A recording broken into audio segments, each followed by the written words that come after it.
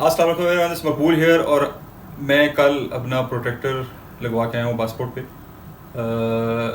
इससे पहले वाली व्लॉग में मैं आपको एक्सप्लेन किया प्रोटेक्टर ऑफिस जाने से पहले आपको क्या क्या एक्टिविटीज़ करनी है ताकि आपको इशू कोई ना हो प्रोटेक्टर लगवाने में। और अगर आपने वो नहीं देखा तो ऊपर मैं इसका एक लिंक दे रहा हूँ, आप इसको क्लिक करके इसकी कंप्लीट डिटेल्स कि आपको जाने से पहले क्या क्या करना है और घर बैठे आप फॉर्म कैसे फिल कर सकते हैं वगैरह वगैरह, वो सारी मैंने बताई हुई हैं। इसमें डॉक्यूमेंट्स रिक्वायर्ड भी बताए हुए हैं। उसमें कुछ चीज़ें ऐसी हैं जो कि शायद आपको ज़रूरत ना पड़े, वो मैं अभी इस वीडियो में आपको क्लियर कर दूंगा। पिछली वीडियो को आप इसके साथ लिंक कर सकते हैं देख के, उसके बाद इस व्लॉग को देखें आप। मैं गया था प्रोटेक्टर के ऑफिस। मुझे जो है मेरा एड्रेस इस्लामाबाद का भी था पासपोर्ट पे, तो मैं रावलपिंडी ऑफिस में गया हूँ। और एज़ रूटीन पाकिस्तान में जैसा होता है सब कुछ ऑफिस के बाहर जो मौजूद सिक्योरिटी गार्ड होता है उनके पास ही होता है, तो यहाँ पे भी सिमिलर केस था। आपको चाहिए आप सुबह 9 बजे ऑफिस खुले तो ऑफिस के बाहर आप खड़े हों और आप उस चौकीदार साहब से अपने मरासम बना लें ताकि आपको वो वक्त पे आपकी भेज दें अंदर ऑफिसर को मिलने के लिए। डॉक्यूमेंट्स जो थोड़ी सी आपको मैं वेरिएशन दूंगा, इसमें जो चीज़ें नहीं चाहिए आपको बता रहा हूँ। नाइकोप जिस पे ऊपर लिखा होता है country of stay Qatar Oman, जो भी हो, आपको वो अब रिक्वायर्ड नहीं है अगर आपके पास स्मार्ट कार्ड है तो, क्योंकि स्मार्ट कार्ड में उर्दू इंग्लिश दोनों लिखा होता है तो आपको उसकी ज़रूरत नहीं रही। आप सिंपली अपना ओरिजिनल स्मार्ट कार्ड प्लस उसकी कॉपी और अपनी वाइफ का ओरिजिनल ले जाने की ज़रूरत नहीं है, आप सिर्फ उसकी फ़ोटो कापी साथ ले जाएँ। फ़ोटोज़ आपको ले जाने की ज़रूरत नहीं है, वहाँ सब कुछ डिजिटली होता है। अगर आपने फॉर्म घर से फिल किया हुआ है तो उसका प्रिंट ले जाएँ तो अच्छी बात है, वरना उसकी ज़रूरत भी नहीं है। आप सिर्फ उसका एप्लीकेशन नंबर आप अपने पास रखिएगा, उसका एक ऑनलाइन आपको दिया होगा।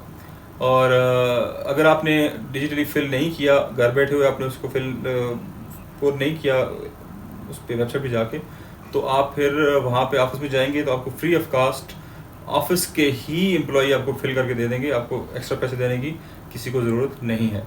तो जब आप ये चीज़ आप साथ पासपोर्ट की कॉपी और वो जो भी डॉक्यूमेंट हैं वो सारे वैसे ही रहेंगे जो मैं अपने पिछले वीडियो में आपको बता चुका हूँ, एग्जैक्टली वैसे ही, प्लस ये चीज़ें माइनस कर दें आप उसमें जो आपको अभी बता रहा हूँ। तो ये सब लेके आप पहुँच जाएँ चौकीदार साहब के पास। चौकीदार साहब आपको अपने अंदर मुनासिब मौके पे आपको अंदर एक ऑफ़िसर होगा उसके पास भेजेंगे।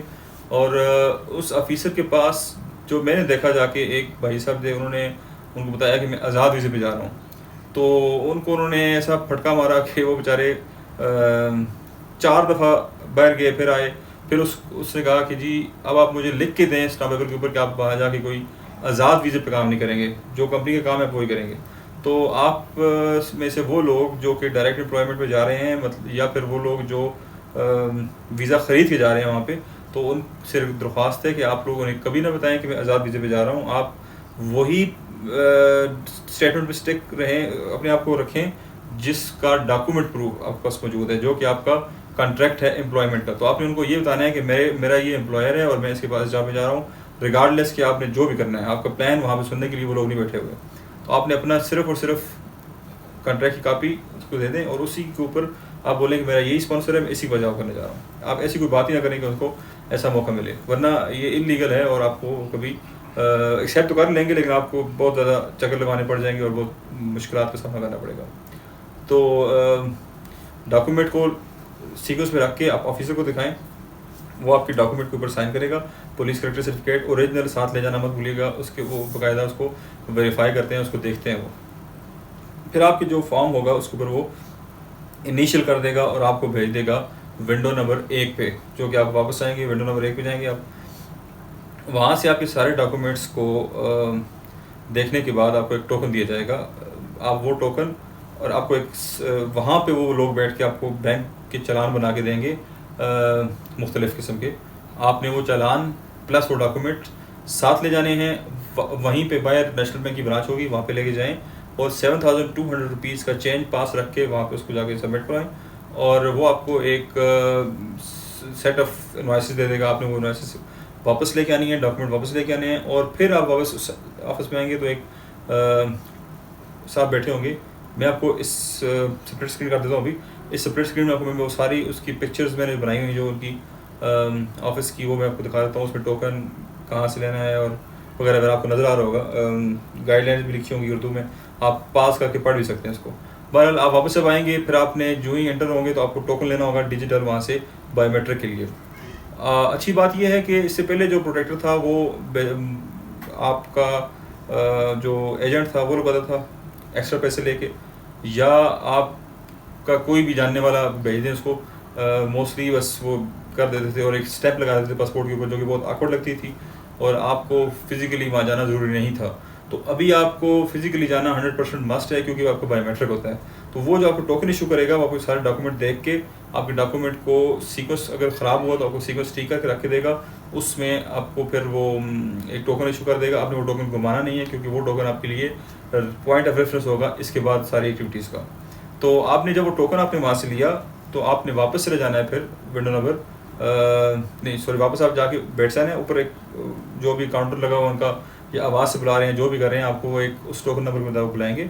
आपने उस ऑफिसर के पास जाना है, वहाँ पे आपका वो फ़ोटो लेगा और फिर आपका थंब इंप्रेशन लेके बायोमेट्रिक करेगा और डॉक्यूमेंट आपके दोबारा सारे चेक करेगा और फिर आपसे वो सारे डॉक्यूमेंट्स प्लस पासपोर्ट वगैरह आपसे वो रख लेगा। और अगर आपने सुबह सवेरे गए हुए हो तो आप 10 बजे तक से पहले पहले आप ये सारा काम ख़त्म कर चुके होंगे, और वो आप पासपोर्ट अपने पास रखने के बाद फिर आपको कहेगा आप 1 बजे आ जाएं या आप 4 बजे आ जाएं। ये 2 स्लॉट्स होती हैं, लेकिन ज़रूरी नहीं है कि आप जो टाइम दिया हुआ है आपको उसी टाइम पे वो देंगे वापस। आप ऐसा करें, आप वहीं पे बैठ जाएं बाहर और कोशिश करें बार बार विंडो जो आपका जो काउंटर नंबर 1 है उसके पास जाएं कुछ 2-3 घंटे बाद, सर कुछ रिक्वेस्ट करें उससे वगैरह वगैरह। अभी क्या करते हैं वो डिजिटली प्रिंट कर देते हैं, उसके ऊपर स्टिकर को लगाते हैं पासपोर्ट के ऊपर, तो ये बहुत आसान हो गया और वो सम टाइम बना के रख देते हैं, लेकिन आपको सिर्फ एक वेटिंग पीरियड में आपको रख लेते हैं। तो वहाँ पे मौजूद मैंने कुछ एजेंट पे आए हुए थे, वो उनसे भी मैंने बात की, तो वो भी कुछ खुश नहीं थे सिस्टम से, क्योंकि अब उनका रोज़ी रोटी ख़त्म हो गई है। अब आपको ज़रूरत नहीं है एजेंट्स की, आप खुद जाके सब कुछ कर सकते हैं। और हाँ एक और बात, वहाँ पे आपको अक्सर रिक्वायरमेंट लिखी होती है कि बयान हल्फी चाहिए या आपको डिक्लेरेशन चाहिए। तो डिक्लेरेशन के लिए आपको बाहर से लिखवाने की ज़रूरत नहीं है, वो जो जिस काउंटर से आपको टोकन इशू करेंगे बायोमेट्रिक के लिए, उसी के ऊपर एक वाइट पेज पे आपको एक डिक्लेरेशन लिखी मिलेगी, आपने साइन कर देने और वो साथ ही उसके लगा देनी है आपने। तो प्रोटेक्टर आपको मिल जाएगा कुछ टाइम बाद, और उस प्रोटेक्टर को आप देखें, खुश हों और फिर वापस आ जाएँ। एंड 7,200 रुपीज़ टोटल कास्ट है सबकी, एंड बहुत ही स्मूथ। मैं विदिन 2 आवर्स मेरा काम ख़त्म हो चुका था। लेकिन कोशिश ये कीजिएगा कि अच्छा ड्रेसअप हो जाएँ, आँखें आपकी जो हैं वो चौकीदार की आंखों में होनी चाहिए, रिक्वेस्टेड टाइप की जो एक लुक होती है वो आपको होनी चाहिए, क्योंकि हम ऐसे सिस्टम में मतलब बैठे हुए हैं कि सब कुछ उस भाई साहब के बनवाने में मेहनत होता है। लेकिन ओवरऑल एक्सपीरियंस बुरा नहीं था, इट वाज ऑल गुड, ऐसी लगा हुआ था, अच्छा खासा मतलब माहौल था वहाँ पे। तो ये सारा मेरा जो करने का प्रोसेस था, जो मेरे साथ हुआ, जो मैंने किया, वो आपको मैंने आपसे शेयर कर दिया। तो इस व्लॉग को और पिछले दोनों को अगर आप देखेंगे आपको ये प्रोसेस बहुत आसान लगेगा, और ये करवाइएगा ज़रूर, क्योंकि इसका एक तो लीगल रिक्वायरमेंट है कि आपको जाने के लिए ज़रूरत है, दूसरा इसके कुछ बेनिफिट्स भी हैं, जैसा कि आपको OPF की मेंबरशिप मिल जाएगी इसमें। OPF वाले भी आपको in case of any emergency कुछ पैसे भी देंगे, और इन केस ऑफ डेथ आपको वापस पाकिस्तान, जो हम कहते हैं कि ये फ्री ले जाता है, वो फ्री नहीं ले जाता, वो बेसिकली आपकी OPF के ही उसमें आता है, दायराकार में आता है। आपको वहाँ से आपकी मैयत को लेके आना, फिर यहाँ से आपको एम्बुलेंस प्रोवाइड करना, ये सब OPF करता है आपके लिए। इसके अलावा कुछ स्कूल के डिस्काउंट्स मिलते हैं, कुछ और बेनिफिट्स हैं OPF के, वो मैं इस पर एक से बात करूँगा आपसे। और स्टेट लाइफ इंश्योरेंस इसमें इंक्लूडेड होती है 5 साल के लिए 1 मिलियन, और अगर आपको 5 साल के बाद रिन्यू करनी है तो आपको 2500 रुपीज़ और दे के आप इस इंश्योरेंस को रिन्यू कर सकते हैं।